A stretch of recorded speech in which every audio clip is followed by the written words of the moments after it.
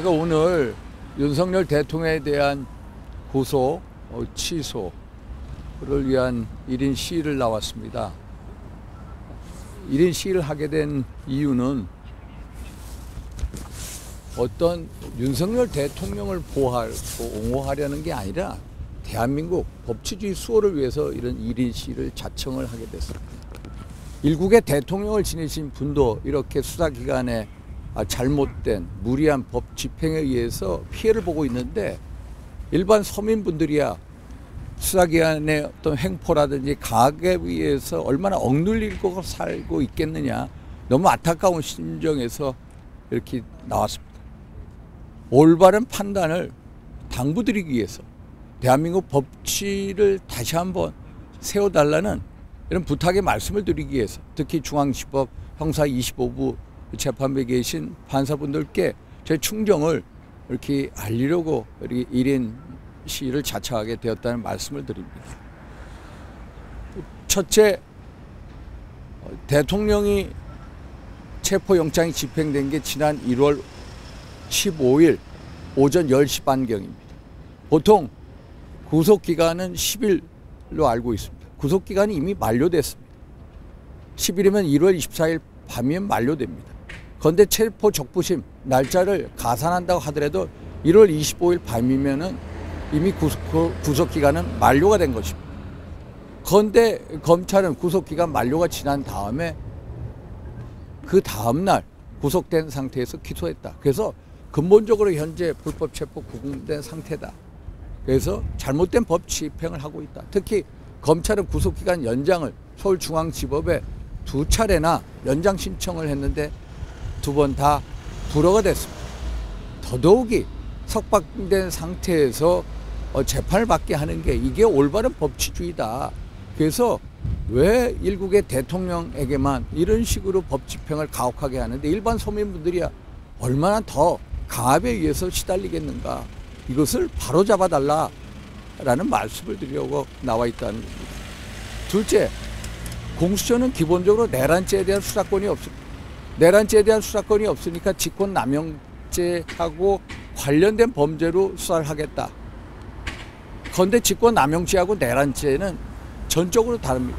범죄 구성 요건이라든지 범죄 성질이라든지 범죄 중대성 자체가 완전히 다릅니다. 그래서 직접적 관련 범죄로 수사를 하고 영장을 청구, 이거를 인정할 수가 없다는 겁니다. 그래서 영장 청구 자체가 기본적으로 위법한 영장 청구, 그래서 명백한 불법이고 원천 무효다.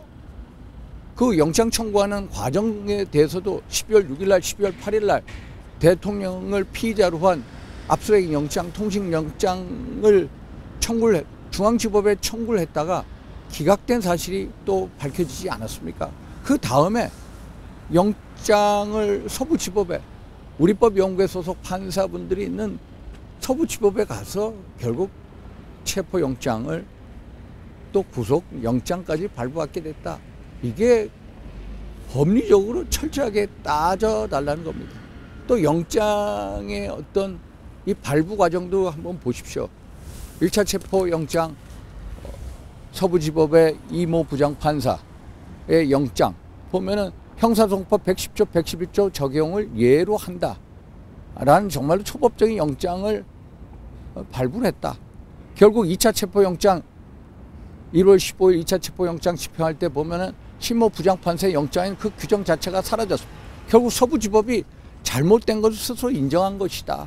결국 형사소송법 110조, 111조 적용을 받게 된다면 당시 1월 15일 날 체포영장을 집행할 당시에 대통령 경호실을 책임지고 있는 김성훈 경호차장이 여기는 국가안보시설, 가급시설이기 때문에 책임자로서 수색을 승낙을 못한다라고 했는데 결국 집행 과정에 있어서도 불법을 저질렀다.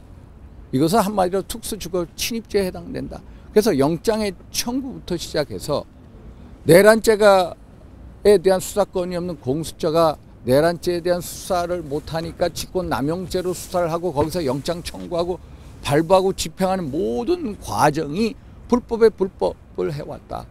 이것을 바로잡을 수 있는 것이 어디냐? 서울중앙지법이다. 우리 재판부에 있는 지모 부장판사님을 비롯한 재판부에서 올바른 판단해 주십사 이렇게 나왔습니다. 세 번째 이유입니다.